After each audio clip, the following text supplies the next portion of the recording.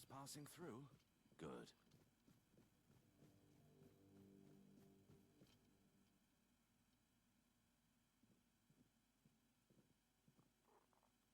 Does it now? Very well. Tell Osmond that... what shall we tell him? That I thank him for his concern, and that I will take his advice under consideration. I know. I already asked Ansem to tell her to wait. But Morag's a stubborn one. Honestly, what does she expect me to do? I'm not about to argue the legate over one inn. Not when there are far more pressing matters at hand. I don't doubt that. Kunart is in a precarious position. I wouldn't be surprised if Denholm shuts the inn down out of fear of rebellion. And I'm hardly in a position to challenge his decision. We all have to endure these inconveniences a little longer. Well, surely she's been given some sort of compensation, hasn't she?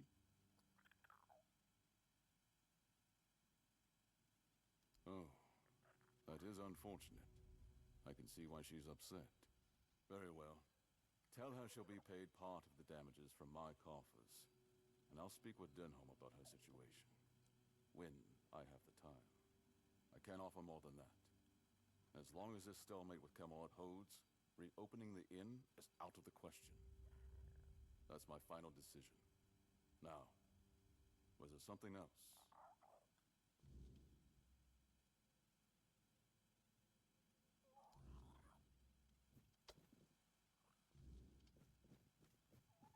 The less attention, the better. Ah, it's you again. What brings you back to the court? Take care of...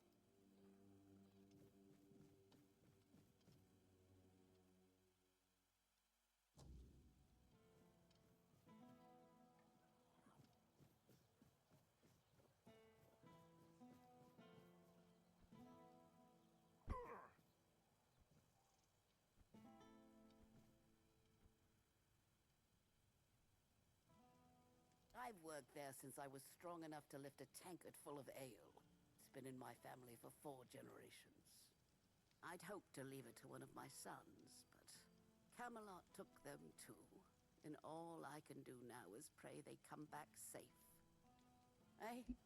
Too bad you'll never taste my ale, best in the land, and I don't say that lightly. It wouldn't be the same. The secret to good ale isn't just the recipe, it's the ingredients. It needs Connacht water, Connacht soil. Without that, it's just the same slop they sell everywhere else. And? What did he say? But the inn stays closed? Figures. So now, instead of standing around here, I'll be stuck at home, hoping those thugs from Camelot will graciously pay what they owe me. I'd say it's better than nothing, but honestly, it's barely that. Eh? Should have known better than to count on that good-for-nothing lordling. Thank you, stranger. I'm glad at least someone here still cares about the common folk.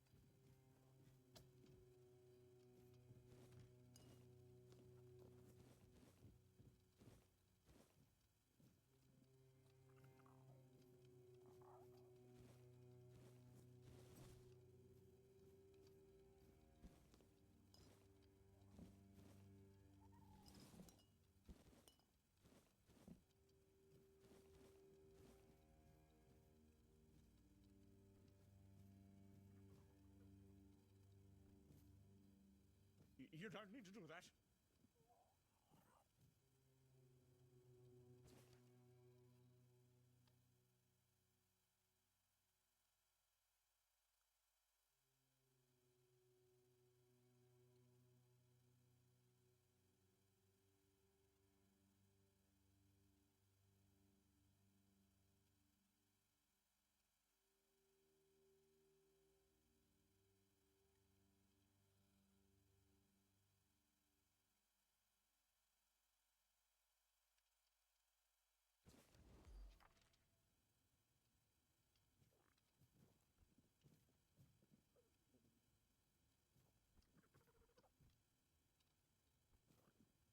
Welcome to my home, stranger. Whatever brings you here, know that the Langfords were always known for hospitality, even in times like these. Sit down. Have a drink with me. This is precisely what you should expect from the Langfords. This place has seen better days, sure. Used to be full of people. Now no one bothers, not since things turned sour. But it's still mine. I was born here, and I'll die here. Let those damn Camelocians try and drag me out. That said, do you have anything we could drink?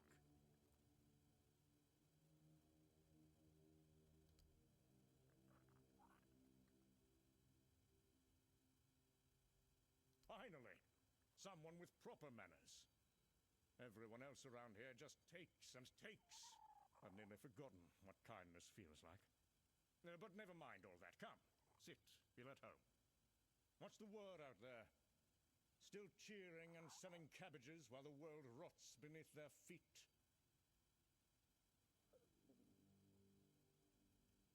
They happened to themselves. Misfortune, betrayal, weakness. By the time it all landed on me, the gold was gone and the doors were already closing. And somehow I'm the one everyone points at. And go where? Wander the roads like some beggar? My family has lived in this town for centuries. I'd rather be crushed beneath the stones my forefathers placed here than abandon them. Survive as what? A nobody, scraping by, begging favors. Better to die remembered here than live forgotten out there. All alone? Not quite. There's one left. A servant. Stays up in that shed on the roof. She doesn't talk much, though. She's probably waiting for me to croak, so she can sell the place for scrap. But she'll be waiting a while. I've outlived better people. My uncle's betrayal is what started it all. He convinced my father to invest the family fortune in a new mining venture in the northern hills. He said the ore will make us wealthier than ever. The mine flooded, the workers died, and the council demanded reparations that bled us dry. Then the vultures descended. Merchants calling in debts. Neighbors turning their backs. My father died of grief. And I inherited nothing. The Camelocians? Upstarts and pretenders, the lot of them.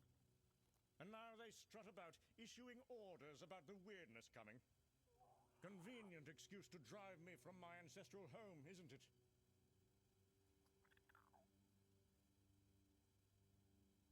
Believe? I've heard tales of the so-called weirdness ever since I was a child. Always coming, never arriving. Just another ghost story they use to control the weak-minded. My grandfather told me how the Camelocians used the same trick 50 years ago to seize the eastern valleys. Danger coming. We must relocate for safety. And look who owns those fertile lands now. I wasn't born yesterday. This house has stood through worse than some mystical threat they can't even properly describe. Leaving already? Well, I suppose that's to be expected. Everyone leaves in the end. Go on, then. Back to your important business. But tell others what you saw here. The last Langford, holding his ground, while the world crumbles.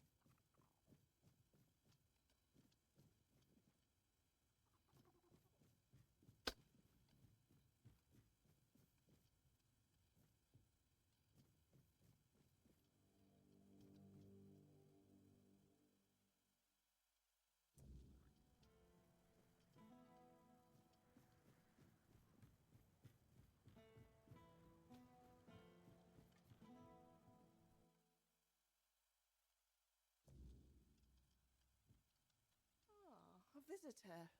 Let me guess. You've been chatting with the last great Langford downstairs?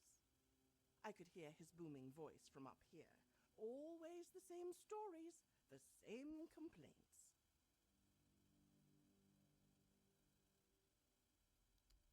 Sell it? To whom? This place is worth nothing but memories and rot. And if I wanted him dead, I wouldn't have spent 30 years cooking his meals and washing his clothes. So, I've heard he told you about the betrayal, the mine, his poor father dying of grief. You want to know what really happened? So, I've heard he told you about the betrayal, the mine, his poor father dying of grief. You want to know what really happened? There was a mine. That much is true. But it wasn't his uncle's idea to dig. It was his. The last great Langford heir, barely 20 and already gambling away the family fortune in Camelot taverns. The mine was his desperate attempt to recover his losses. He ignored all the warnings, water pockets, old miners who refused to work there. He hired desperate folk who didn't know any better. When it collapsed, 27 miners died, and not a single coin was spent on their families until he was forced to pay up. He blames everyone for his family's downfall except himself. Sir Senric was a good man. He didn't die of grief. He died trying to make things right. Traveled to every family that lost someone, offering what compensation he could. Worked himself to exhaustion trying to salvage the family name. The night he died, our noble heir downstairs was passed out drunk in the gambling halls of Camelot. Didn't even attend his father's funeral. The Camelotians offered to help. Some lady wanted to pay half of his debts out of respect for his father. The young drunk threw a wine bottle at her and called her a vulture. There were 12 of us left when things got bad. Loyal folk who stayed even when the pay stopped. For months, we used our own savings to keep food on the table. His table, mind you. Then winter came, and the food stores were empty. The old groundskeeper froze to death in his cottage because the Lord needed the firewood for himself. The others left one by one. Only I remained, foolish old woman that I am. Not for him, for the promises I made to his father. Watch over my son, Lord Senric asked me as he lay dying. He is lost, but perhaps one day he'll find his way. 30 years I've waited for that day. But now, with the weirdness coming, even promises must sometimes be broken. He knows it's real. That's the most pitiful part of his charade. Sometimes at night, I hear him at the east window, watching the mists with a spyglass, whimpering like a child. But to admit that it's real would mean admitting the Camelotians are right, and he'd rather die than do that. Last week, it took the old mill at the edge of town, turned it inside out. Stones became light as paper. Water flowed upward. Whatever you decide to do, don't linger too long. Some ends come whether we're ready or not. I've packed my things. Soon I will leave, with or without him. I fulfilled my promise for long enough. And why would I want to leave with him? I think I've carried this burden for long enough.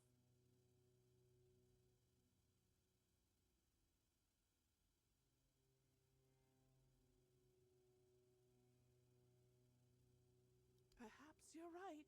30 years is long enough to wait for a man to find his conscience. The Langford line ends with him, one way or another. Listen, in the library, behind the portrait of the First Lady Langford, there's a hidden compartment. Inside is the true family ledger.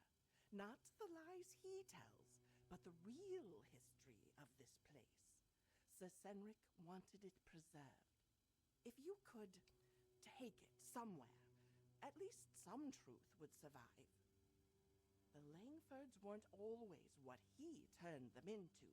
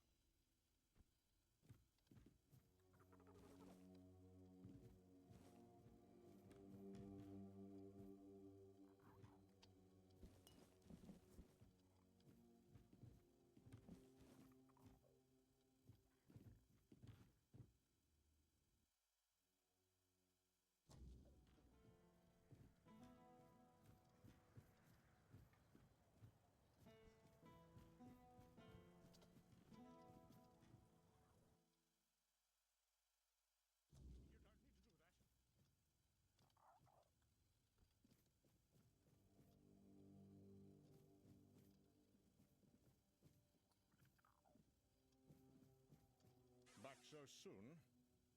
Found nothing worth stealing upstairs, I take it. That old crow. Don't believe a word she says. Been addled for years. Probably told you I'm some kind of monster, did she? Always had a talent for dramatic tales.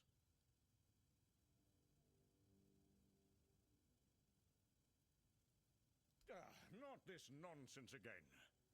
The Langfords have weathered worse than some mysterious fog. This house has stood for generations, and it will stand for generations more.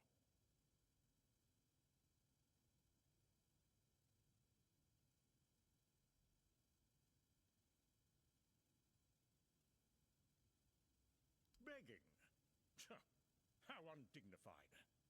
The Langfords respond to reason and respect, not to pitiful pleas.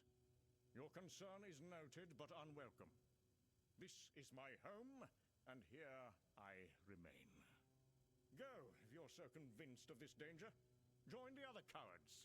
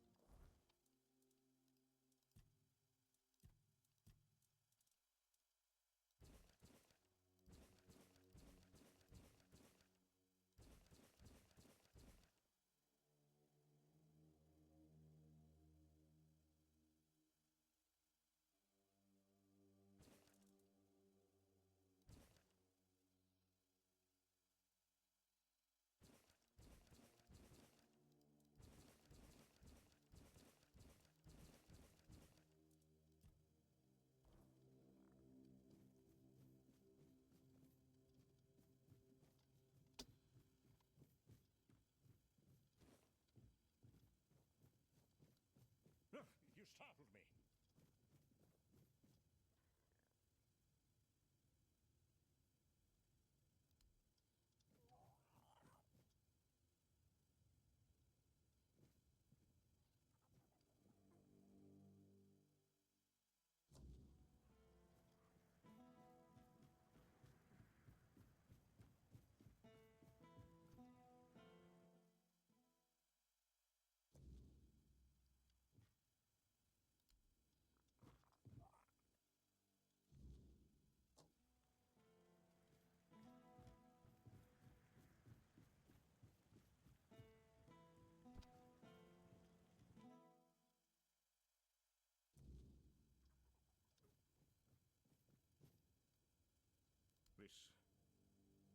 This can't be. My father would never... He knew. They both knew. About the mine, about everything. And still he paid my debts. Still he protected me. Even as he wrote these words. 27 souls. He wrote the names in the ledger. Every single one. I never read it. Never wanted to see. Very well. Perhaps a temporary relocation is in order. Thank you, stranger. You've shown me a truth I've been hiding from for too long. I owe you for that. I need to find my servant, to apologize. 30 years of loyalty deserves better than what I've given. Here, take this. It's a Langford family ring. Not worth much now, but it once opened doors throughout this island. Perhaps it still might, in the right places.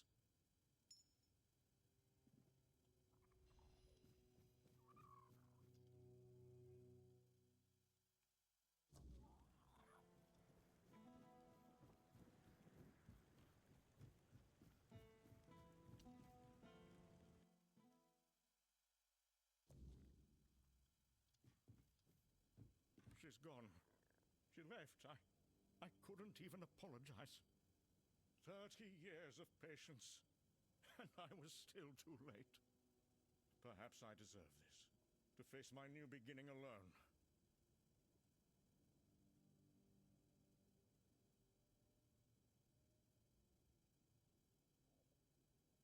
After everything I put her through, even at the end she tried to help me.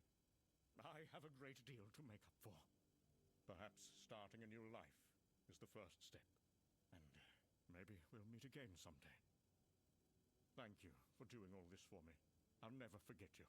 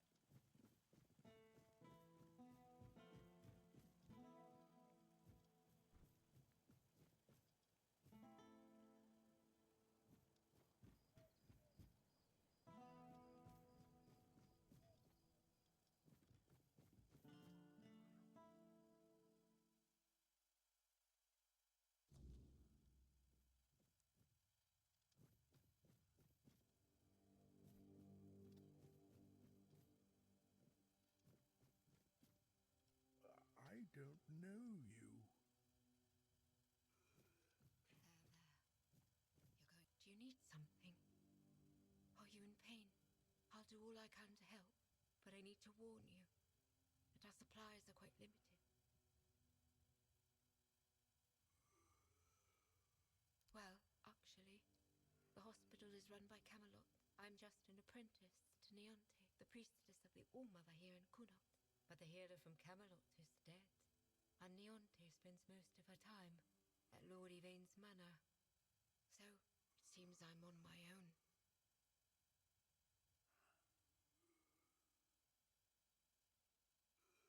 Camelot treats this place like a field hospital. To them, it's temporary, though I suppose that's their outlook on all of Kunot right now. The legate says Camelot simply can't spare anyone else. According to him, one priestess and her apprentice should suffice. And yet, his soldiers are the ones who are supposed to get priority, even if they only have a blister. I'm required to treat them before a local with a broken leg. Oh, she thinks I have everything well in hand, as if she doesn't notice it, all falling apart. I know I should feel flattered by her trust, but honestly, I'm just exhausted.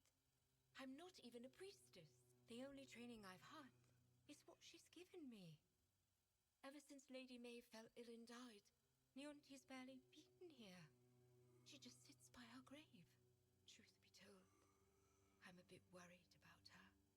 Even when she does come by, she seems absent, and I don't even have the time to go check on her.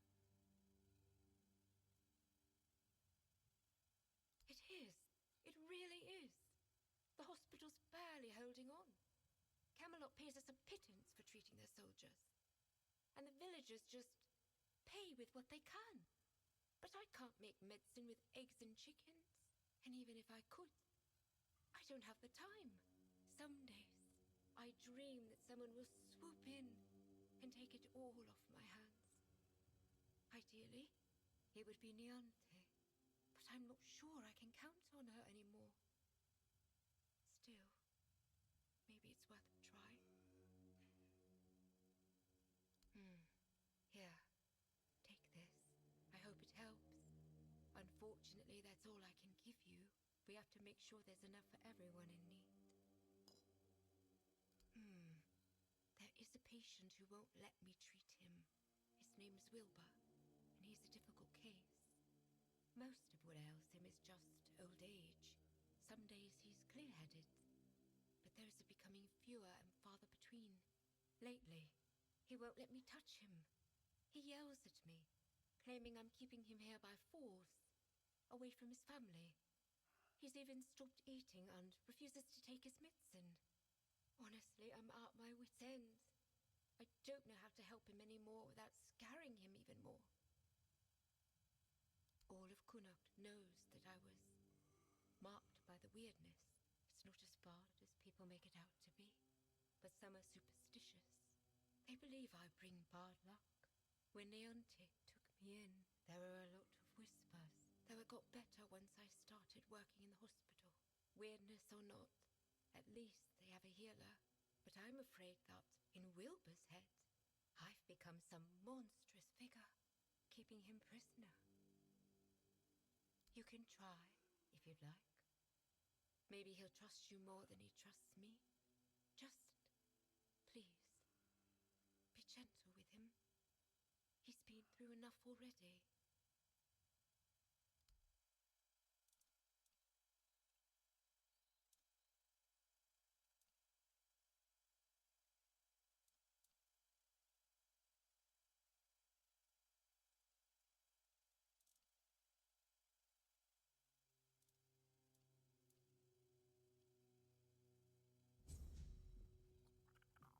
Have some spare food or coin?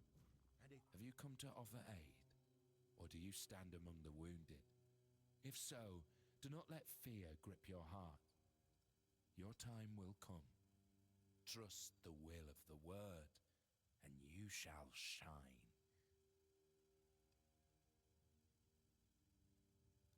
I am but an empty vessel, yearning to be filled with the sacred joy of the word. Now I am perfectly blank and naked. Alone I lie in this cold place, silently watching, patiently waiting. But soon all shall be perfectly splendid. I have been marked, a gift given to me so that I may pass it on.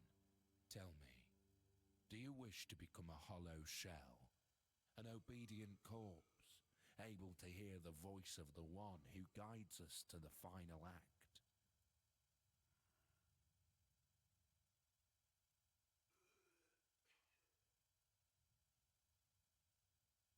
It is your intimate moment beside the prophet.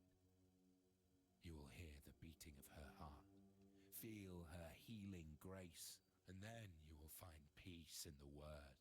At last we shall rest, sister. We will finally rejoice. It is a path, one you will walk, guided by the one who bestowed upon me the grace of hollowness. I have received my task, to wait and pass the gift along. It will take but a moment. You will feel no pain. Now, go to the place where I first set foot on this path. There, you will find the one who shall become your shepherd. Soon, you will be reborn. Have some spare food or coin? Anything else?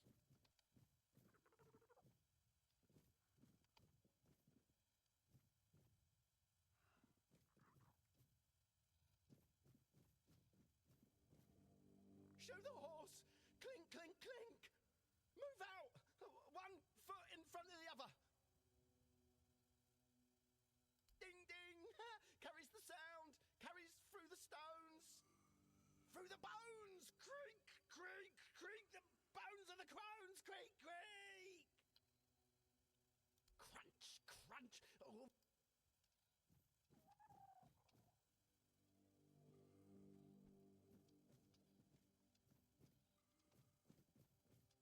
You're helping that jailer with the weird face, are you? Might as well throw me in the stocks then.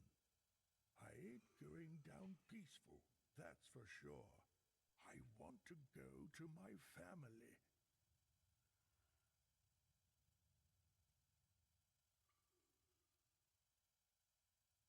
What am I talking about? Everyone treats me like some old fool who doesn't know what he's talking about. I can see what everyone around me is plotting. I'll remember all of this. You hear me? To me, this is a prison. And the worst kind at that. Even prisoners of war get better treatment. At least they don't have mutants poking at them. That damn weird spawn girl. I'll only speak to my family. And if you're planning to see them, tell them to come here and knock some sense into that girl. Maybe they will manage to get me out of this place. They should have come a long time ago. Lazy fools, dragging their feet. They live in the lower district. I'll go to them, but that cursed wench won't let me leave.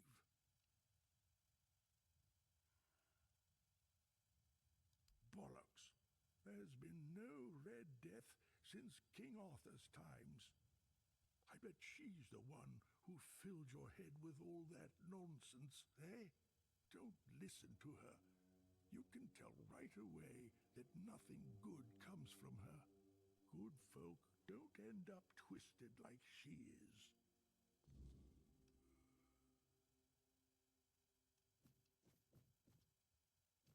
Help a soul out of... Welcome. A handful of Camelot soldiers, myself among them. were chosen for a special mission under the command of the Red Church. The priests sought an artifact said to be hidden within the toll house at the border. Yet, what we found was far more precious. Blessing and peace. None returned but me. It was then that I received the gift. I have heard the tales of the Red Priest's brutality, and I have witnessed it myself.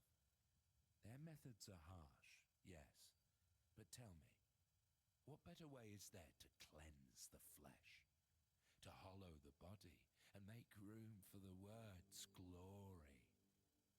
We are not perfect as we are. We must be bent into the proper shape. When the final act comes, step forward and walk boldly.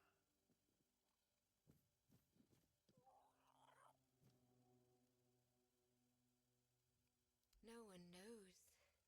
He barely speaks. And when he does, it's all nonsense. The poor man's lost his mind. I'm afraid there's no point in talking to him right now. Besides, he needs rest. You should speak to Legate Denham. All I know is they sent him somewhere. And when he came back, he was like this. If I had to guess, I'd say it's the effects of the weirdness. He's a seasoned soldier. I'm sure he's seen plenty in his life. I doubt anything could scare him enough to drive him mad. The other soldiers said he was acting completely normal before. So it's not some long-standing illness of the mind. Unless he hid it very well. But I've seen similar cases. In people who spend a few nights, or even one, beyond the Menea's reach.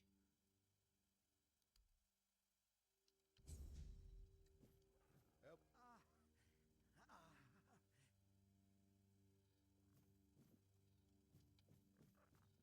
Ding, ding.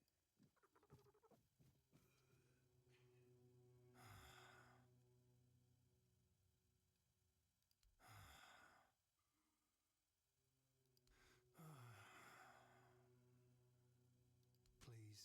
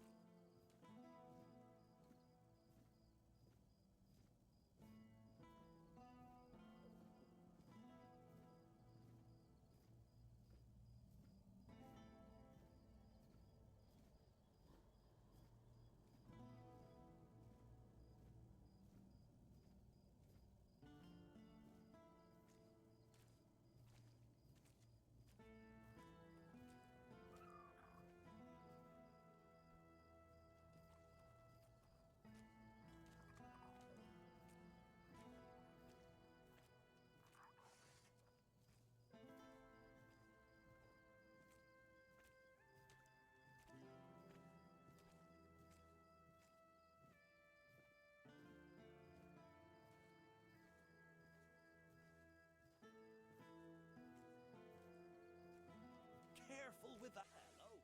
Coming back to me, I see.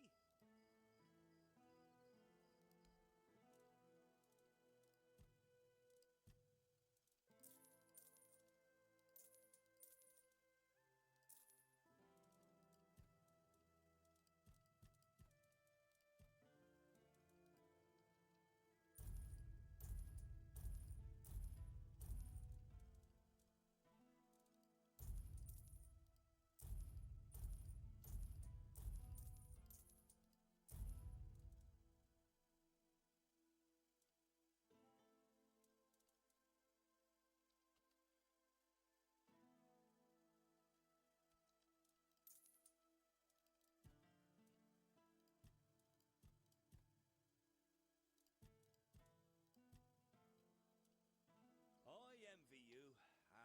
If I only had access to bows like this when I...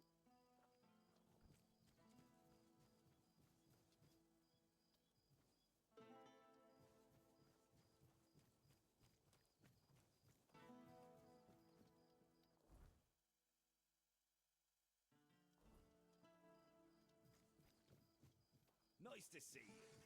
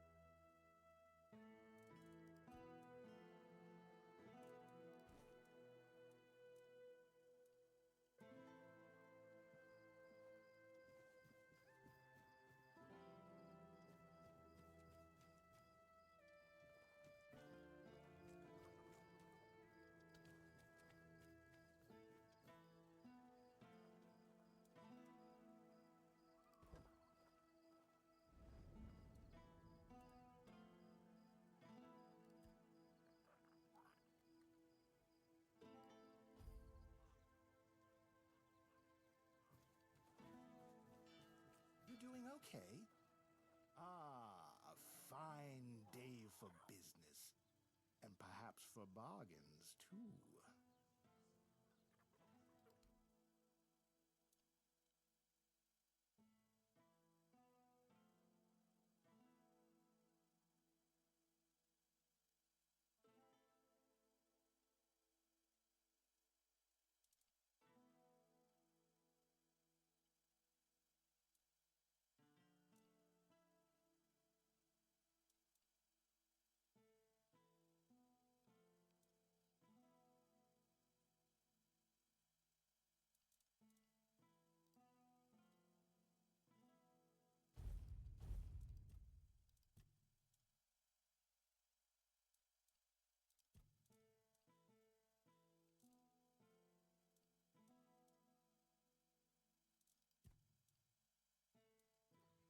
What brings you this way?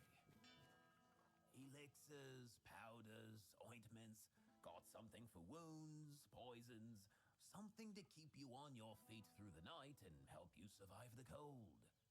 And all of it made by my own hands. With science. No tricks, no vile spells. Yes, all magic is a scam. An illusion that pretends to give you something but always takes more in return.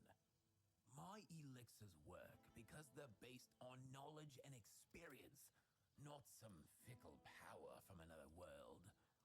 Anyway, go ahead and read my anti-magic manifesto. I've laid it all out, why the magical plague must be wiped from Avalon.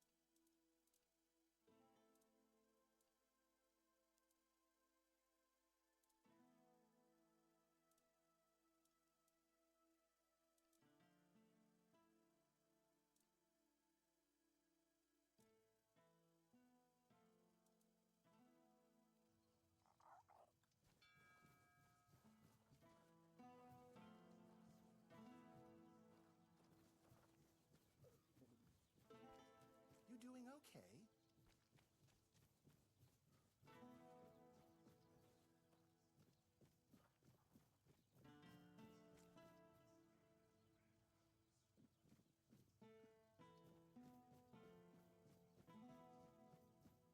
I am an outcast, exiled from my home by the Red Death. My struggle continues on the holy island of Avalon. When you hear the word, follow it.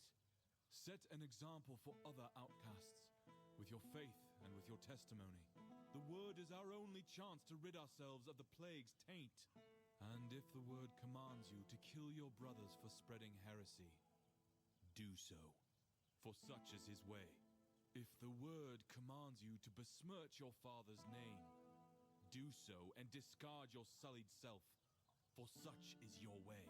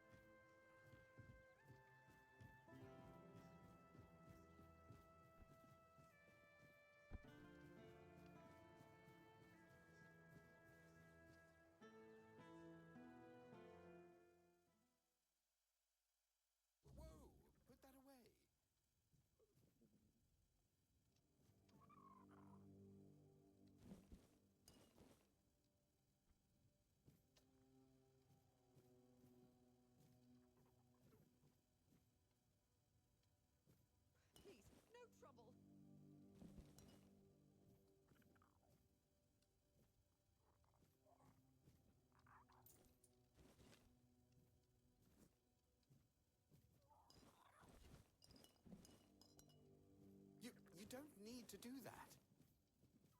Ah, a visitor. I'm Ebert Talbot, at your service. Pardon the mess, we're packing. The weirdness is drawing near, and I intend to have my family in Borough by week's end. Wait, you must be the stranger everyone's talking about. The one who made the menhir glow brighter. Just perfect. My wife already refuses to leave, and now your arrival will only fuel her delusions. Family legacy, ancestral home, take your pick. Her family has held this estate for generations. My wife can't see reason. She believes Lord Yvain will find a solution. Ha! That man can't decide what to eat for breakfast without a committee. They're our best hope. And if they take the menhirs from all across the land and dump them all in Camelot, well, one final sanctuary is better than scattered outposts falling one by one. Will it be crowded? Yes. But I'd rather my family live in discomfort than die in luxury. They know what they're doing. I trust them more than this dying town, and definitely more than our Yvain. A weak man bearing a great name. His ancestors were a great house. Legends say Palamedes stood firm against Arthur himself. Yvain can barely stand against a stiff breeze.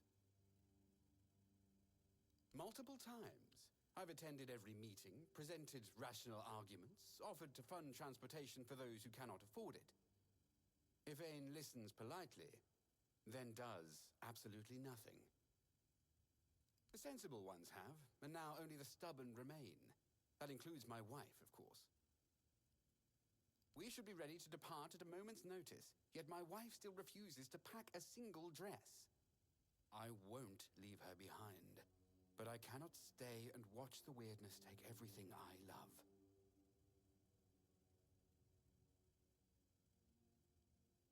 Then I face an impossible choice. Leave my wife to die, or stay and perish alongside her.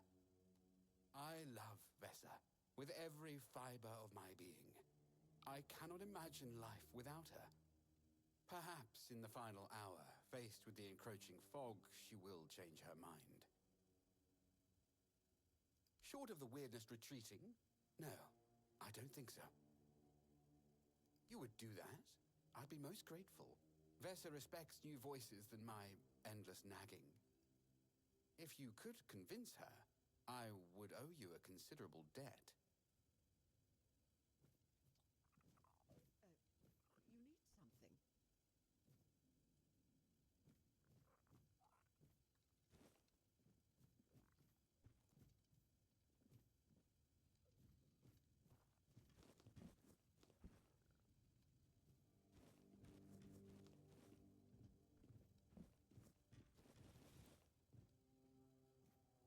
Just passing through.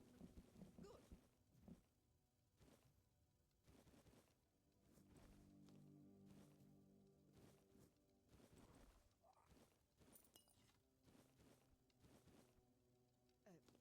You need something. You need something.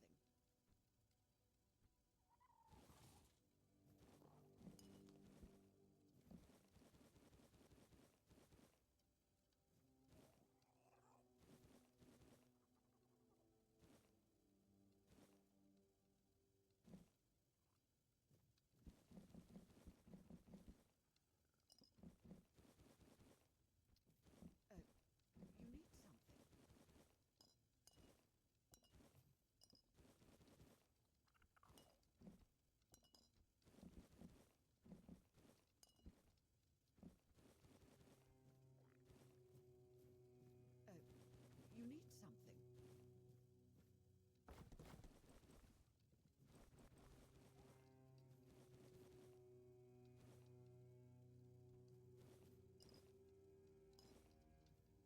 Oh, you need something?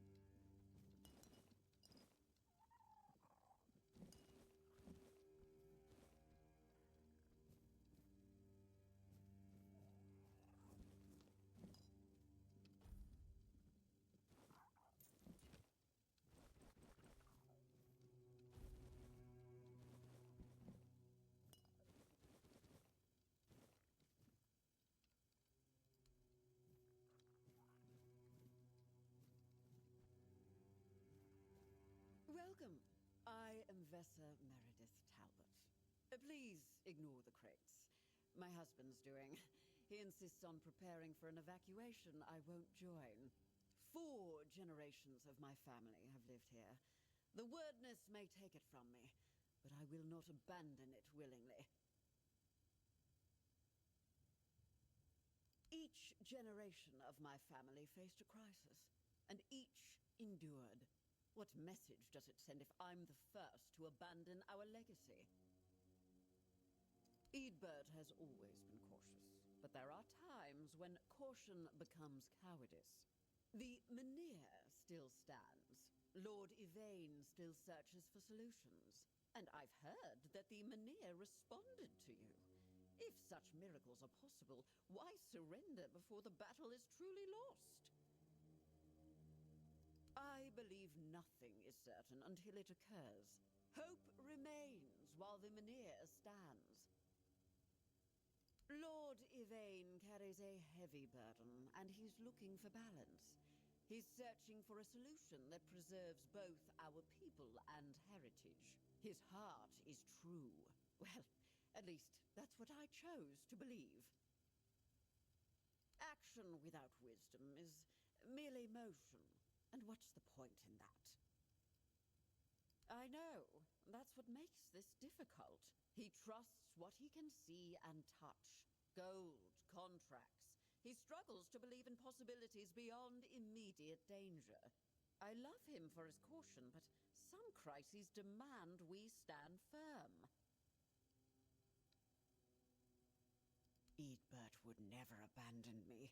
We've been married 20 years, and he never gave me a reason to think he could do such a thing.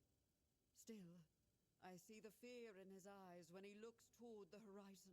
The wordness terrifies him in ways I cannot fully understand.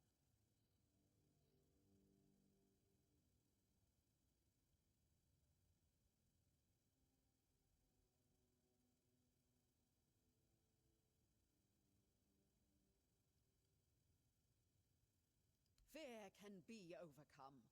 My husband is stronger than he knows. Our ancestors faced plague, war, and famine without abandoning this land. We must be equally resilient. Eadbert will understand once we weather this storm together. But the Menhir reacted to you. And you're an outsider.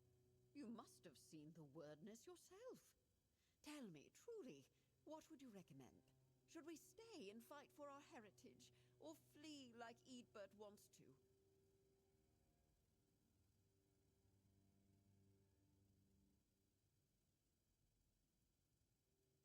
How diplomatic of you. But sometimes fence-sitting is just another form of cowardice. I asked for your counsel because you have a connection to the Menhir. Something truly extraordinary. If even you won't take a position, then I must trust my instincts. And my instincts say we stay and fight for what's ours.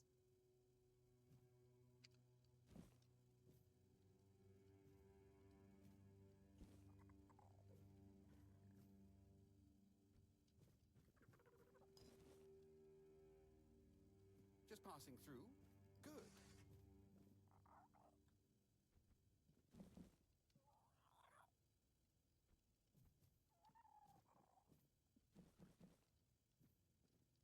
I don't want any part of this. Stay away, or I'll yell for help.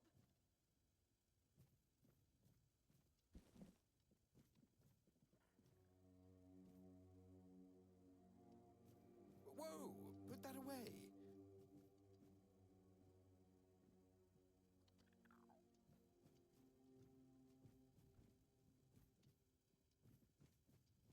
You don't need to do that. Did you speak with Vesa? Has she finally seen reason?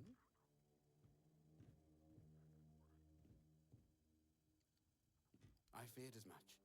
When Vesa sets her mind to something, well, you've seen how stubborn she can be.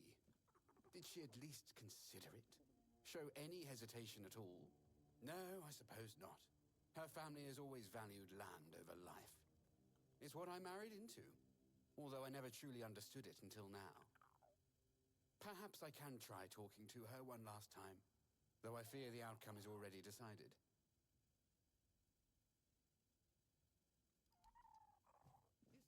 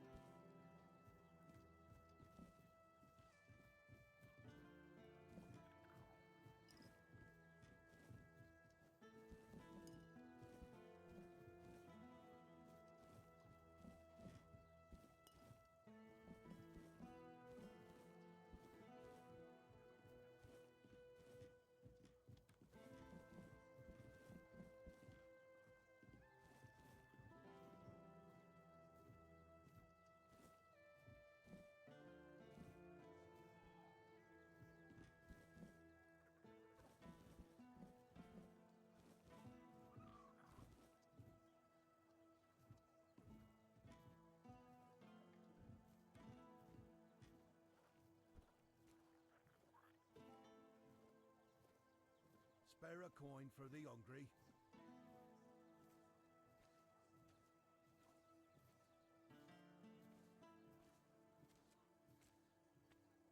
There's no need for violence. If it's quality you seek, you've come.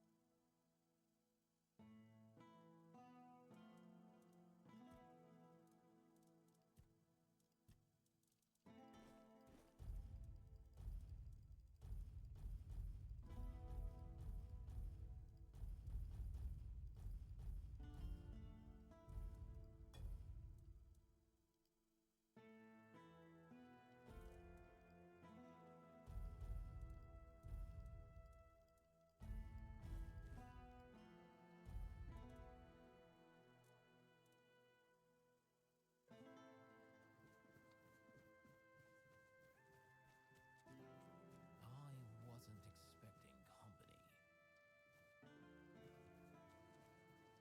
Good to see you.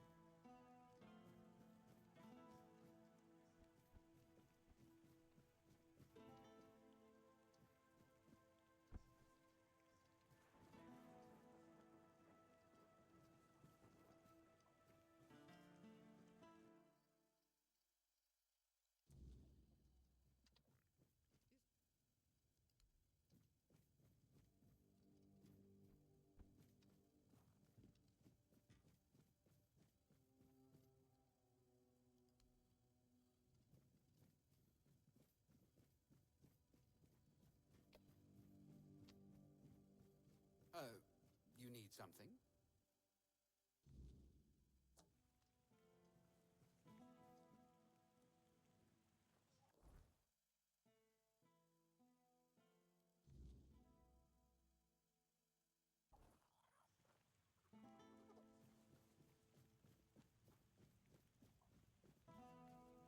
Spare a coin for the hungry.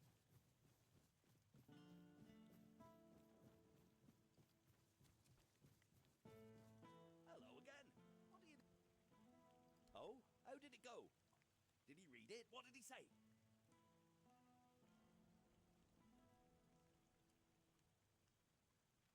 Well, fancy that. He gets handed the answer to his problems and can't even be bothered to look at it. But no matter, he's got it now. Sooner or later, he'll take a glance and realize the treasure he's sitting on. Good work. Here's the payment I promised. Hello.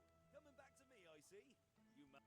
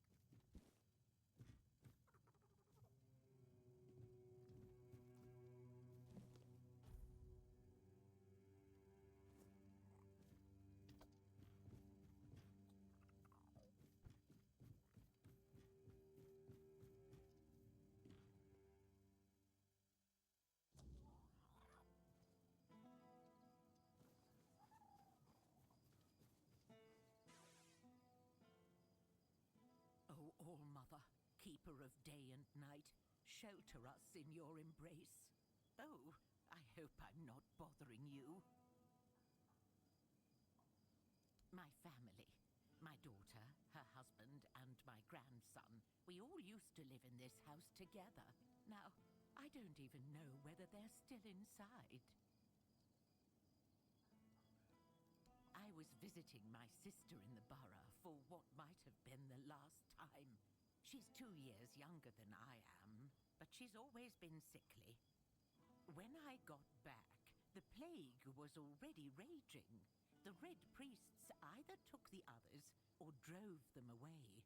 Nobody can tell me if they took my family to the island asylum, or if they're all lying dead inside, with flies crawling all over them. So I sit here and pray. What else can I do? Yes, of course. They heal people there. The Red Priests really know their stuff. And now you're healthy. I prayed to the All-Mother, although maybe I should start praying to the Prophet too, that the priests watch over my family in the asylum.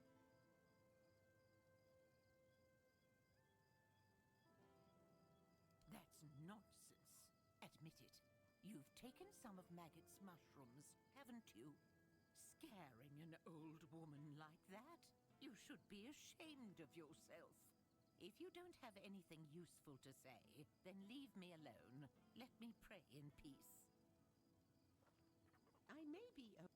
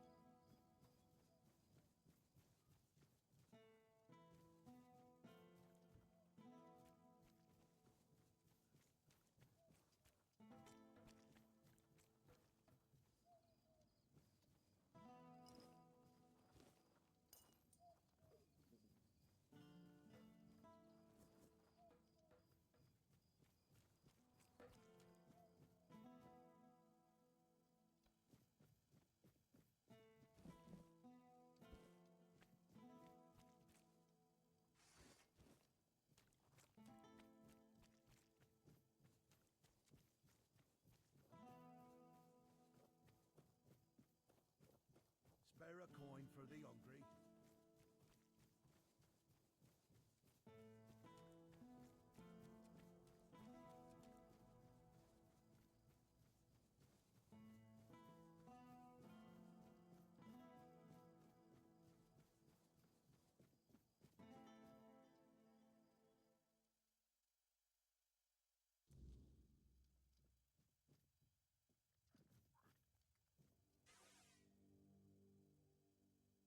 Ah, yes. That's Corvin. He got caught in the weirdness. And now he's like this. He appears faded, wandering around sighing and barely speaking, but only during the day. At night, he's perfectly normal. I've seen people affected by the weirdness, but never anything like this. He got caught in a rainstorm. If you need more details, you should talk to him. I wish I could do more to help, but I'm a bit tied up at the moment.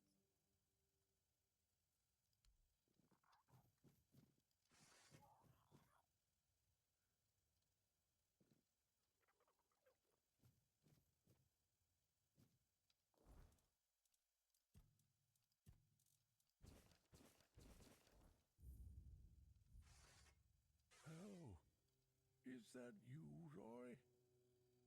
Have you finally come to visit your grandpa? What took you so long? Did you lose that toy of yours again? I remember you wouldn't go anywhere without it.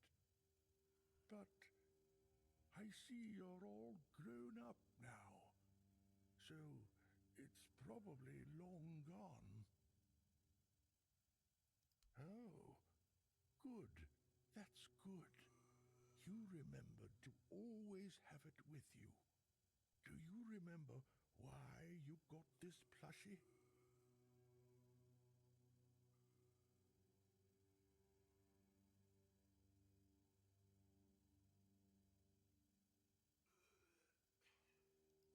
I'm not sure if that's how it was, but maybe I've got it all mixed up. Anyway, tell me, do you still remember that little rhyme I wrote for you? When the dark night comes, the menhir will feast.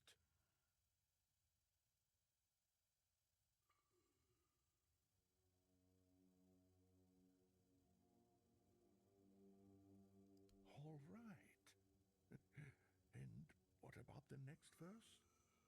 But if a wicked foe dares cross our floor,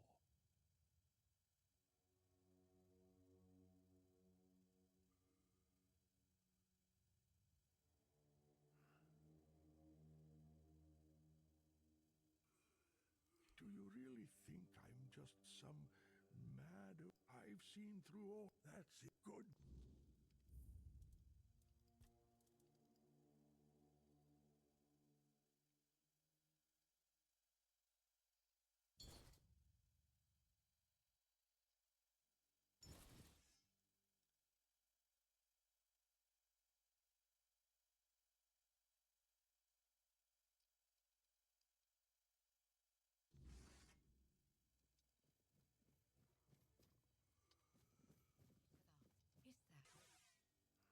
But if he got.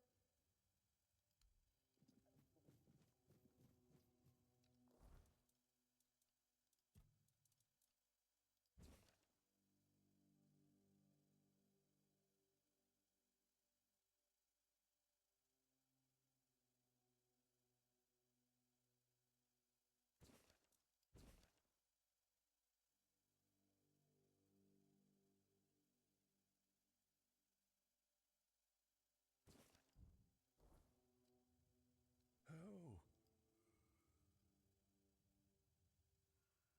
What took... but... Huh? You... Do you...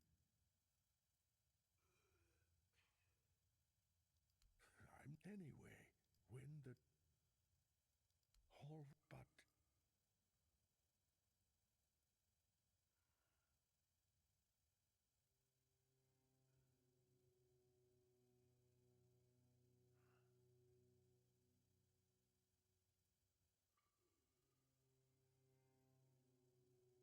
Do you really think I'm just some... I've seen through all of you. That's it. Good.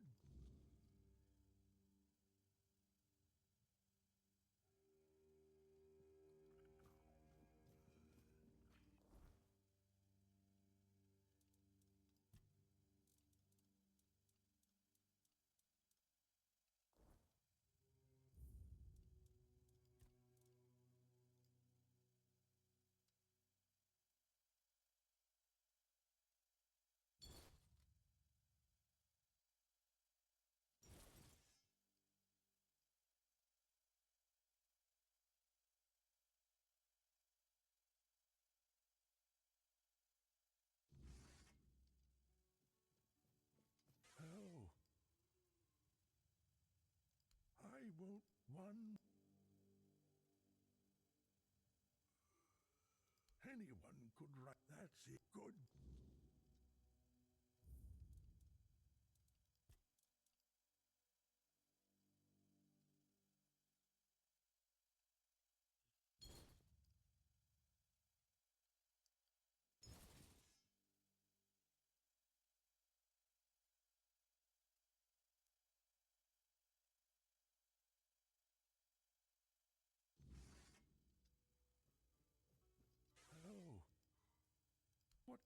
But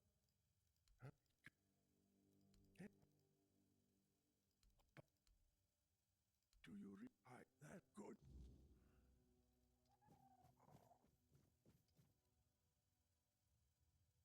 But he got. Damn it! I know you tried. I can't run this hospital all on my own.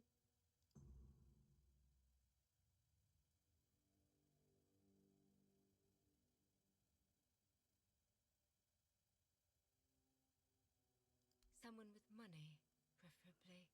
I won't lie. I've thought about it already. More than once.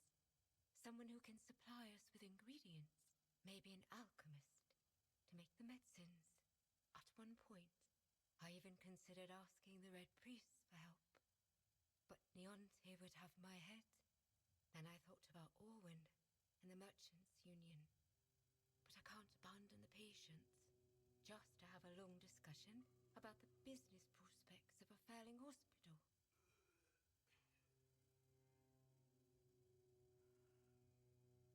Huh. What doesn't she have against them? First, she abhors the doctrine of K on a purely theological level. Her words, not mine. And then it's all about politics. She says the influence of the Red Church is undermining the position of the All-Mother on Avalon. I don't know. Maybe people just turn to whoever is willing to help. If the priestesses aren't enough, someone has to step in. I know. That's why I'm hesitant. But some of them are also quite innovative. No one can deny that their research into the Red Death has led to real progress in medicine. I suppose if I were ever to run a hospital with one, I'd have to make sure they don't get too ambitious. You do that? For me? Why? I just told you the hospital has no money. I can't pay you for your efforts.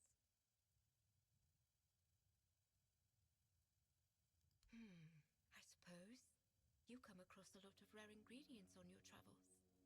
I'm sure we could use your help. Thank you. Even if it doesn't work out. Your offer means the world to me. I've been alone with this for so long.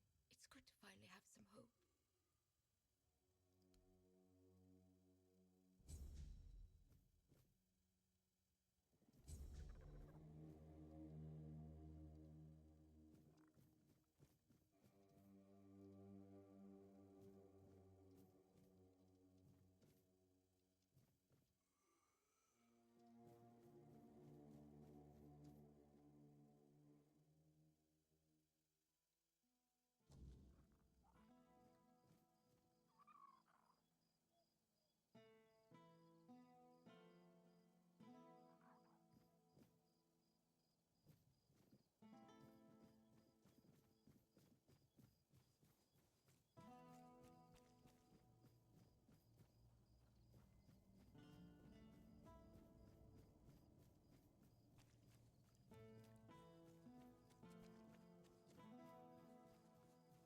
You doing okay?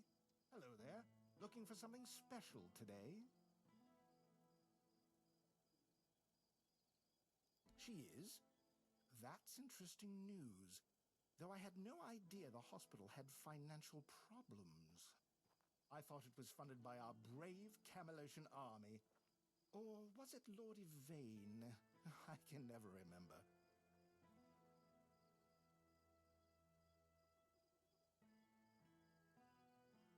Who in turn dumped the entire responsibility onto her poor apprentice. That sounds like a complete disaster of mismanagement. Still, with a bit of restructuring, it might not be entirely hopeless. That said, a hospital doesn't exactly strike me as a lucrative venture, and I'm not in business for charity. When I invest, I expect a return. And here, I just don't see it.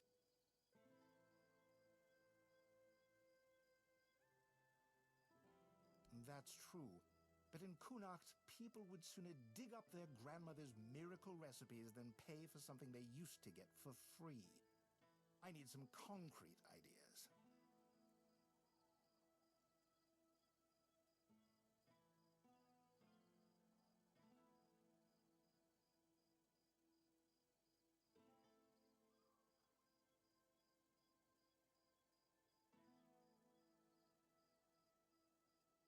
I'm not sure if the locals are, let's say, flexible enough for something like this. It's not a terrible idea, but it might bring us more losses than profits.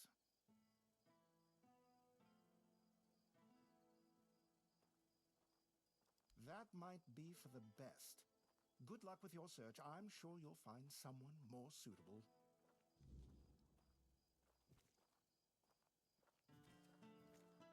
What brings you this way?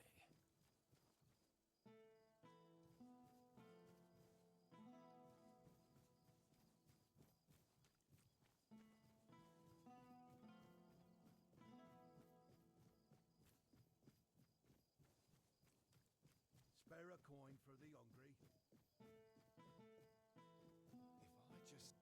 Oi, you! You're new here, aren't you? I don't think I've seen you around before. Ah, no, sorry. It's just that we don't see many new faces around here. Just us and the locals and, well, if you haven't noticed yet, they're not the friendliest bunch. Do they? Then maybe we're all just sick of looking at each other. I'm sure they're not all bad. This must all be quite hard for them. But it's not like I want to be here either. I've got a pregnant... Yeah, about birthing and labour and whatnot. It's going to be our first, you see, so my wife's worried sick. I wanted to send it to her to ease her mind, you know? But that Dalrita wench chased me out of her bookshop and won't let me back in.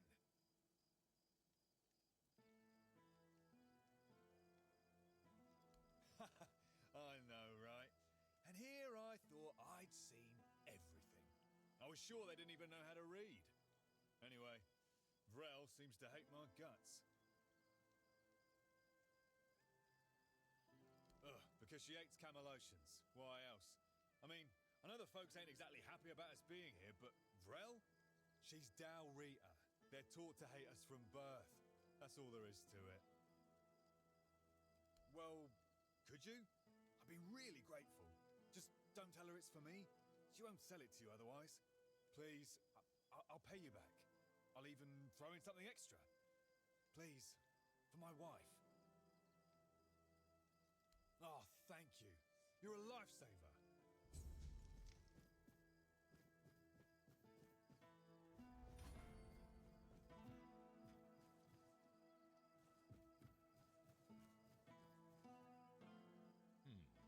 Haven't seen your face around here before. A visitor, eh? Try to stay out of trouble. I'd rather not have to put your name on the bounty board. No, that'd be Sheena. I keep this camp running and make sure everyone's pulling their weight. Idle hands have no place in Camelot's army, especially not on a mission like this. Trouble is, we've got more work than men. So if you're looking to earn some coin, check the notice board. I've posted a few bounties. I can't spare any soldiers to deal with things outside of Kunacht, but I'll be damned if I let those bandit scum run loose. I handle what makes soldiers fight. Sheena handles what keeps them comfortable. You want glory and gold? See me. You want a softer pillow or a warm meal? That's Sheena's domain. Legate Denham is in charge here. Sometimes I wonder if he upset someone higher up to get sent on this mission, because this place, it's a damn mess. Lord Yvain's acting like a maiden on her wedding night, the Red Priests are throwing their weight around, and the locals are ignoring the fact that they're all about to be swallowed by the weirdness. I have no idea how the legate puts up with it all. But, well, at least he's got me to make sure his orders are carried out. I'm Immunis Askel. If you're here for war stories, forget it. I've no time to entertain idle curiosity. Most of the fighting's behind me now. I've traded my sword for paperwork. Not glamorous, but necessary. Once we're done here, maybe I'll finally retire. Then I'll have all the time in the world to spin tales for nosy brats like you. I'll await your return.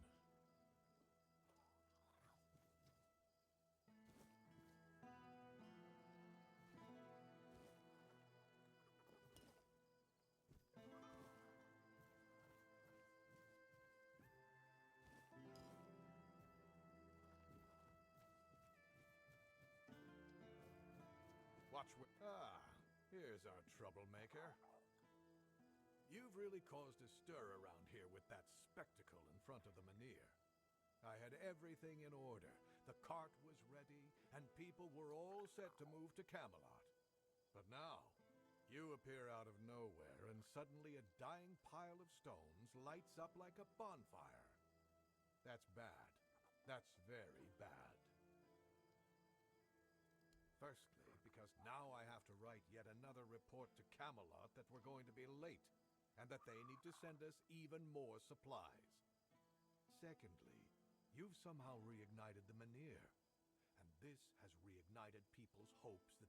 And before you ask why it's dangerous, take a look around town. The recent Red Death outbreak took its toll, and I'm pretty sure things are just going to get worse and worse. But you should be thankful to them. Their hopes are the only reason we haven't locked you up for sabotaging our initiative.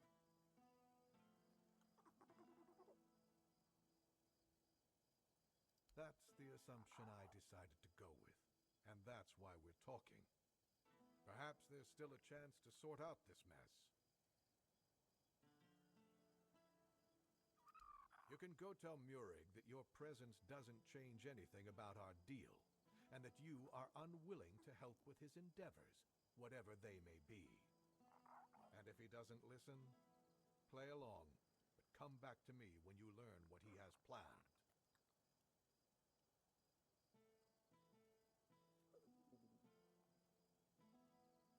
Isn't it obvious? For the safety of all the residents of Avalon.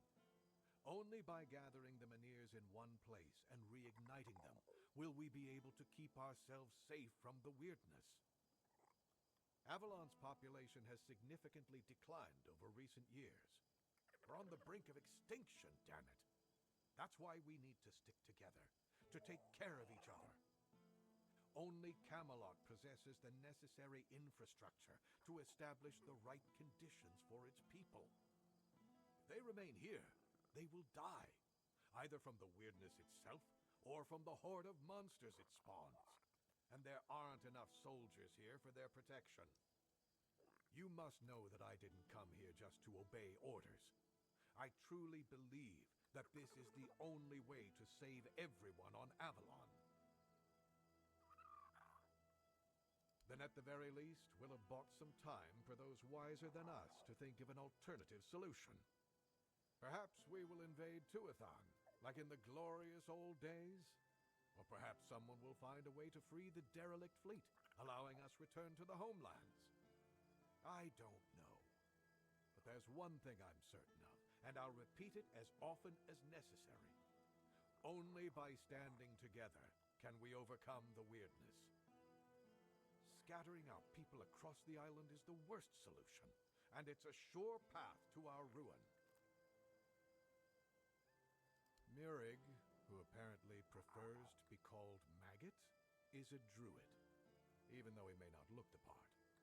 And druids are the only ones who know the rituals necessary to ignite the Menhirs. Due to bad luck, or more accurately, the decisions of my superiors, our options for druids are limited. That's why I'm forced to work with Murig, and prophet be my witness, neither of us is happy about that. But I'm no fool. I know that what happened in front of the Menhir might make Murig consider double-crossing us. He'll try to find a way to reignite the Menhir so that it could stay in Kunok despite our agreement. So, if you ever find out what he's planning, if he ever asks you to fetch something for his ritual, you make sure you come to me first. If only it were just one. Sorry. You're talking about the poor man in hospital, right? He's a scout. We've been preparing to evacuate the residence, and I sent him out a while back to make sure the route to Camelot was safe and clear. Looks like he tried to take a shortcut through the waterworks. That's where they found him, babbling and talking nonsense. The weirdness must have caught him.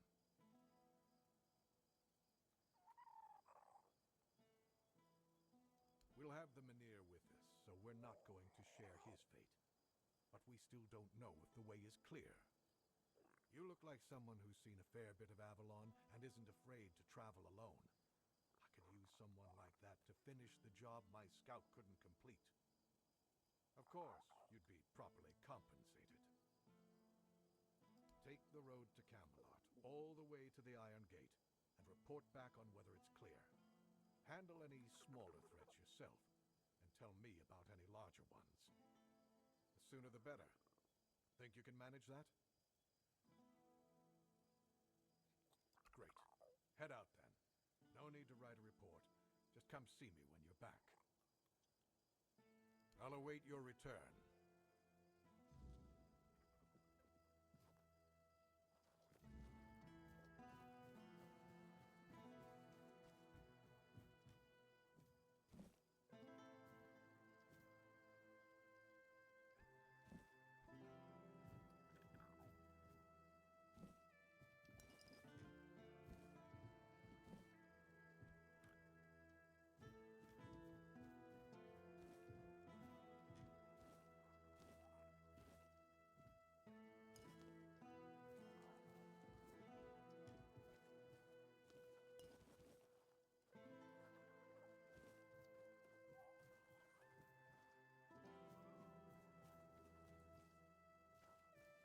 You trying to start something?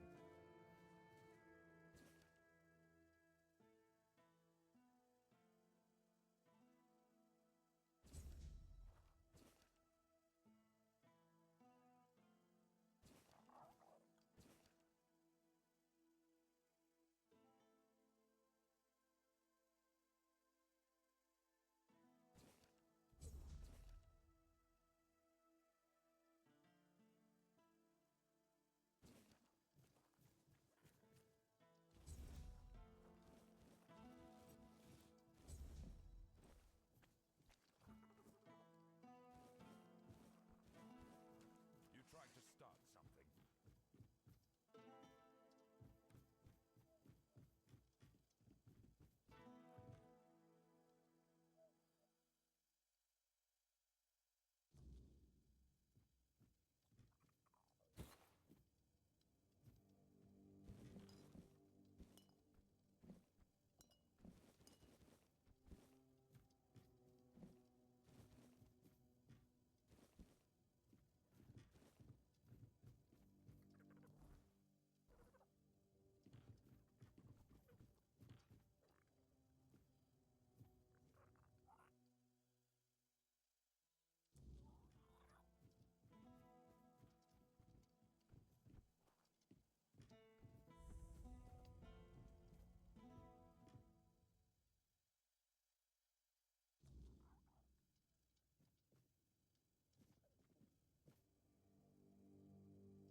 Oh, it's you. You look, well, all things considered. I always knew you had to have survived. There simply wasn't any other possibility. Ah, no. Sadly not. I apologize for my forwardness. It's just, I've read so much about you. I feel as though we've known each other for ages. I've spent hours poring over the drawings of your vascular system. Enough that I'm fairly certain I could recreate them from memory. Oh, I'm so glad you're here now. If there's anything you need, please let me know. I'd be happy to help. Oh, no. That honor fell to others. I was merely a silent admirer. Though I have to say, I do think they were rather heavy-handed with you. I've heard no one had much faith in you, but that doesn't excuse carelessness, don't you think?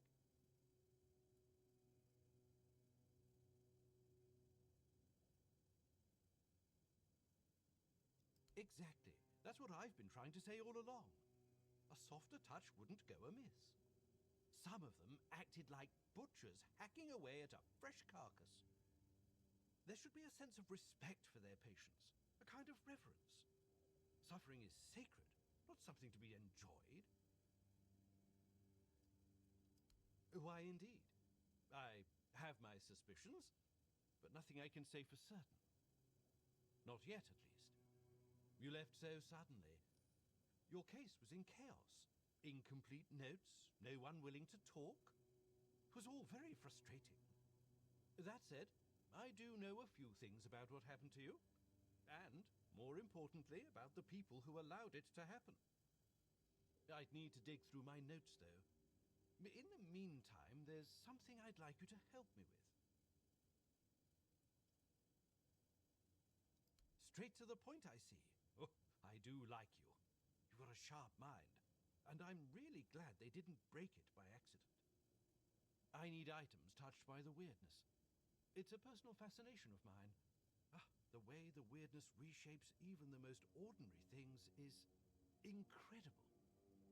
It can take something entirely mundane, like, well, you, for example, and turn it into something extraordinary and unrecognizable.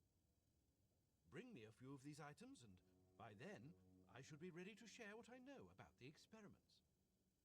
Now, is there anything else? Those who arranged your escape from the island asylum were also the ones responsible for your capture. Everything that was done to you was at their behest. I don't know much more. They've always been incredibly secretive. Honestly, I was more focused on the results than on who was behind it all. But then they took you away, before anyone could achieve anything meaningful. I don't think so. From everything I've seen, you were just supposed to be ordinary Avalon rabble, but with the potential to become something more. I don't have all the details about your case, especially concerning the Red Death, but something must have been done right, since you're not infected now. Sadly, the research was never completed. Now, I know we've never had that kind of relationship, but would you perhaps be willing to lie down and let me rummage a bit? Well, you can't begrudge me for trying. From what I understand, your natural affinity for the weirdness was enhanced. You see, centuries of living on this island have led to more and more people developing a certain tolerance for it. Sometimes that tolerance can evolve into agreeability. It does, however, take time, so you were given a push. As for the exact methods, well, I'll spare you the gory details. Besides, at this point, you know the results better than I do. Speaking of which, would you mind sharing the details of your current state? I can't say I don't understand. I respect your choice, of course. And I sincerely hope you live a long and happy life. But if any accident were to befall you, I would be immensely grateful if you chose to donate your body for further examination.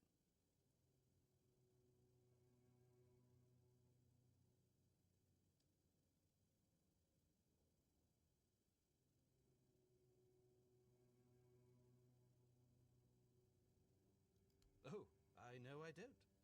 But I can recognize futility when I see it. Ah, the lovely young lady touched by the weirdness. How fortunate. I've been meaning to speak with her for some time now. Though I had a feeling Priestess Nianti wouldn't be too pleased if I showed up uninvited. Has that, changed?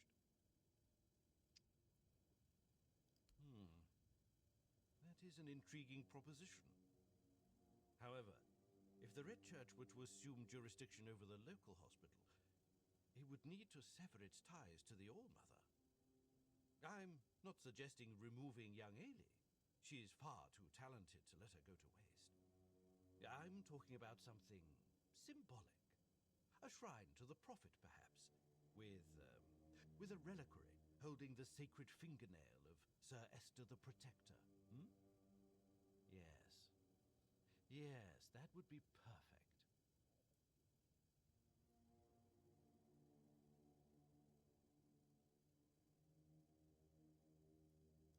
Oh, but of course. I've heard her bedside manner is impeccable, even towards those who view her with suspicion. At the same time, she won't be burdened with managing the entire hospital. That unpleasant duty will fall entirely to me.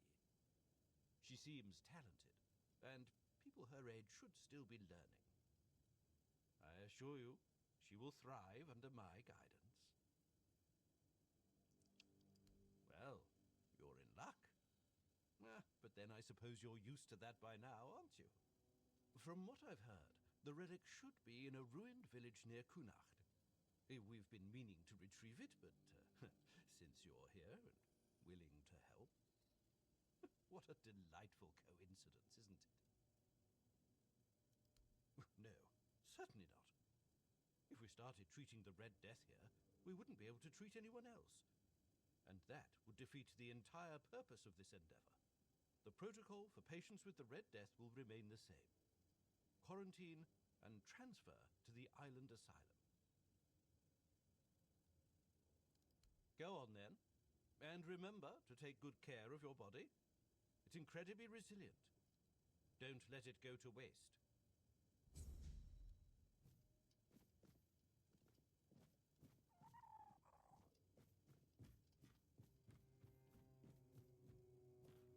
What brings you this way? Ah, you must be the one I've heard so much about. A curious figure. Navigating the shadows of Connacht. Solving problems where others stumble. Allow me to introduce myself. Brother Vitus, humble servant of the Red Church, or so the official title goes. I prefer to think of myself as an architect of change. The kind that reshapes institutions and realigns priorities. The church as it stands is stagnant, weighed down by those who use it as a platform for ambition rather than service. Fabius, for instance, is a fine example of what I aim to correct. I seek reform. Nothing so dramatic as rebellion, of course. A more elegant approach is required. One must lay the groundwork, build alliances, and ensure that when the time comes, the transition is seamless. On parchment, yes. In practice, let's just say the hierarchy of the Red Church is more fluid than it appears. Fabius holds the title, but titles are transient. Influence, vision, and the ability to shape the church's future, those are what truly matter. And in those areas, he's sorely lacking. Let him bask in his authority while it lasts. The tides are shifting, and soon enough, even he will see that he's relying on borrowed time.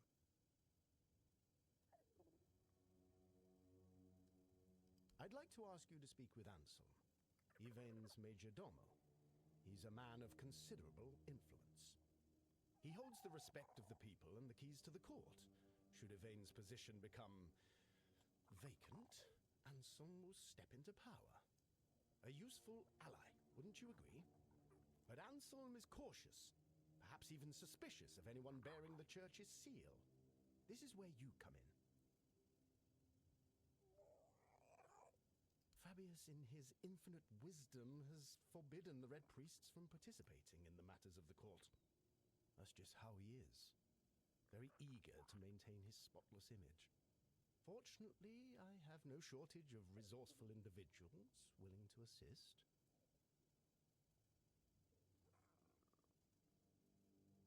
Excellent. I knew you'd see potential in this opportunity. Together, we'll ensure Anselm sees the value of our efforts. The caravan is on its way. Find it, secure the supplies, and deliver them along with my greetings. Take whatever else you find. Coins, trinkets, that sort of thing. But the sealed crates, they must go to Anselm untouched. consider it a sign of good faith. Do this, and you'll have my gratitude. And perhaps more.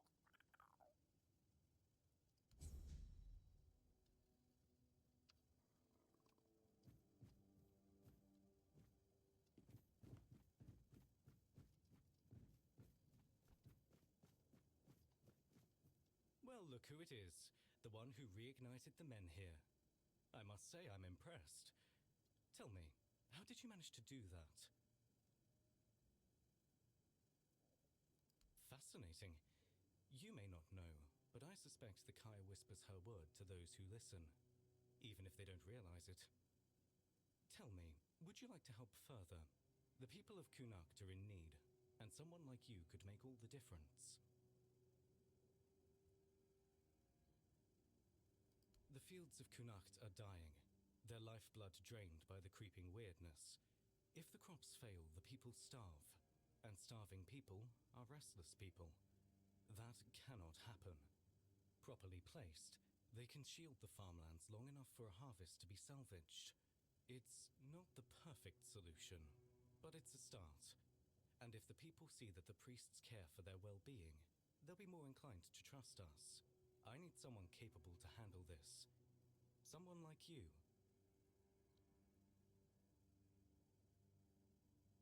You've seen them around, no doubt. They're simple enough in appearance, but the knowledge to craft them isn't as common as you'd think. Unfortunately, I don't have the recipe myself.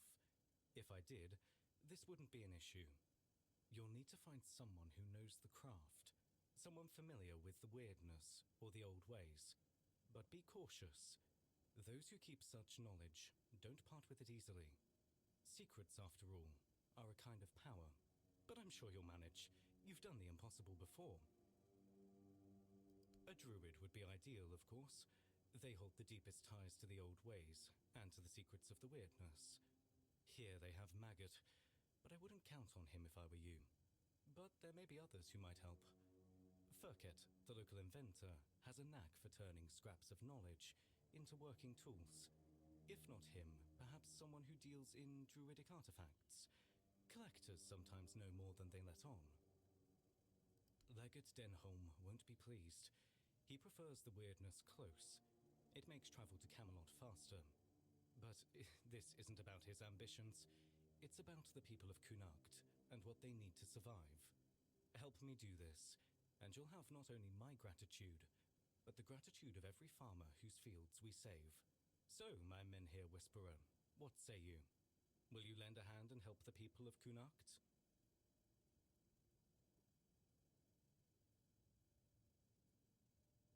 Good. I knew you'd see the importance of this. Together, we'll keep the fields alive and the people fed. For now, at least. Once you have the lanterns, they need to be placed around the farmlands. Start with the fields of Reese and Ida. They work as a couple and have some of the largest crops in Kunakt. Then head to the lands of Rob and Gil. They're brothers, and while they're stubborn, their fields are crucial to the town's food supply. Without their harvest, we'd be in serious trouble. Position the lanterns carefully. Their glow will push back the weirdness, at least for a time. It won't be a permanent solution, but it's what we need to survive the season. I wasn't expecting company.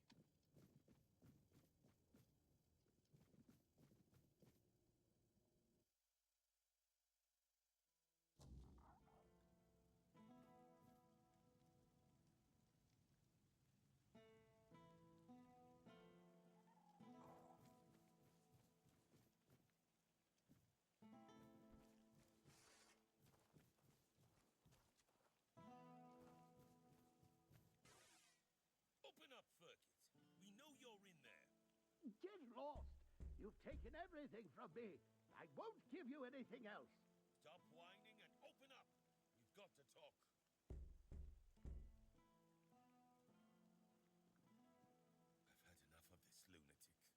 Keep an eye on him in case he gets out.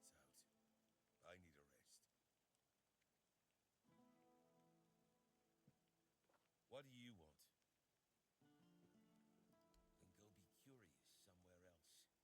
We have our orders. Open Furkit. Not a chance. No, you could not, because it isn't your job. But if you really must know, yesterday one of our warehouses caught fire because of one of Furkit's inventions. Denham ordered us to investigate, but how are we supposed to do that if we can't question the suspect? Come on, Furkit!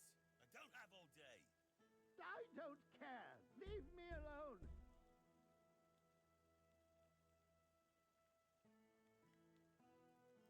Well, maybe you're right.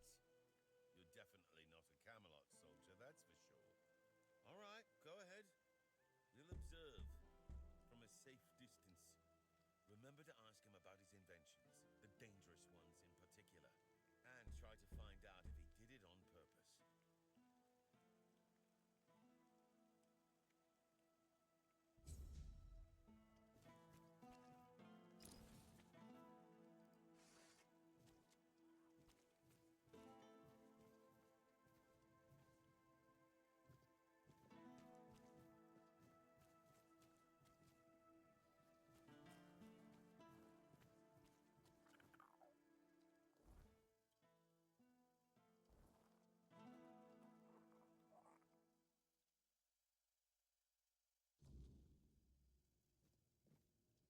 Who are you?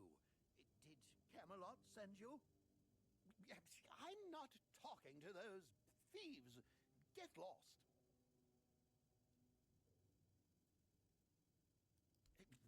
I think it's quite obvious, isn't it? They're harassing an honest inventor. First, they stole my entire life's work, and now they show up with grievances. I'm not giving them anything, and I'm not letting anyone in either. Oh, aye, it did. And no surprise there. They've only got themselves to blame. They barged in here and grabbed everything that wasn't nailed down. No, actually, they even prized loose the things that were nailed down and took them too. Do you know what this device is? It's a pyrolosite stabilizer. And they took all the pyrolosite, but left the stabilizer behind. No wonder it blew up. Yes, pyrolosite, my most prized invention. I've spent half my life working on it. And what did they do? Well, they just took it away. And now they're surprised that it blew up. Well, pyrolosite is a wondrous substance. It can create fire anywhere you are. All you need is a drop of pyrolosite, add a little spit, and there you have it. Oh, it also amplifies the power of weird fires. Isn't that marvelous? So, tell me, don't you think it's marvelous?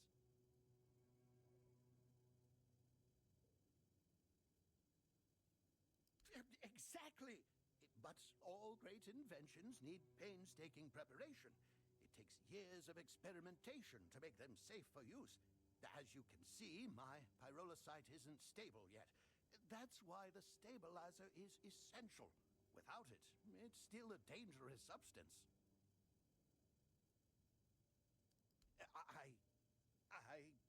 Well, I was pretty agitated at the time. Exactly. It's their own fault. All I want to do is keep living my life and to keep creating. They should just return what they stole. Then they won't have to worry about their safety.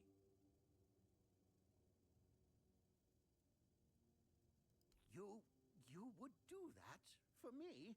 A stranger in Connacht and not even from Camelot? Thank you. Whatever happens, thank you for acting as our intermediary. I think we could all use an impartial perspective on this entire tragic situation. Goodbye. It was nice talking to someone normal for once.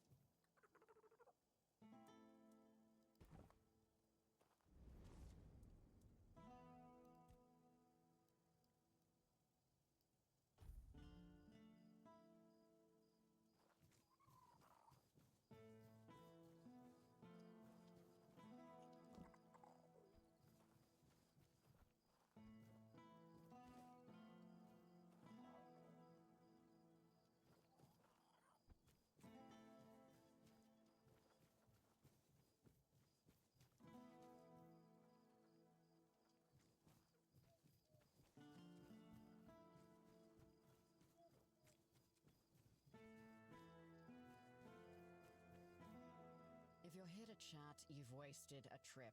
Speak up or ship out. I've got things to sort. Well, are you standing there for a reason, or is the scenery here all that captivating? Jobs. Check the notice board outside. There's always something that needs doing, and I don't have time to spell it all out. Can you read? Can you lift more than a feather? Then there's work for you. Pleasant is for feasts and fair days, neither of which you'll find here. I'm here to keep us supplied and alive, not to make friends. If you need coddling, you've come to the wrong place. I don't know where all that eagerness comes from, but I'm starting to think if I had 10 of you, my job would be a whole lot easier. And as it happens, I might have something for you, though it's a little different from what you've been doing so far. It seems that over the past few weeks, some of our supplies have been going missing. Just small amounts, and I'm not gonna lie, I didn't even notice at first. But when I checked the books at the end of the month, the numbers told the truth. Someone's been stealing the Legion supplies, and I won't stand for it. At first, it was mostly just food, so I figured it must be rats and set up some traps. But not only did the traps turn up empty, the next time I checked, a hammer, a saw, and a couple of knives were missing too. I don't know about you, but I've never heard of a rat that can chew through iron. I thought I did. One of the lads, Percy, volunteered to guard the supplies. Seemed like a decent enough guy, but, well, I guess I was wrong. The next day, Percy was gone, and with him, even more of the supplies. His mates swear he'd never do that. They say that the army was his entire life, but I find it hard to believe. The problem is, the thefts haven't stopped, so I'm guessing he had some accomplices. In the storefront nearby. Maybe you'll find something, because I am all out of ideas.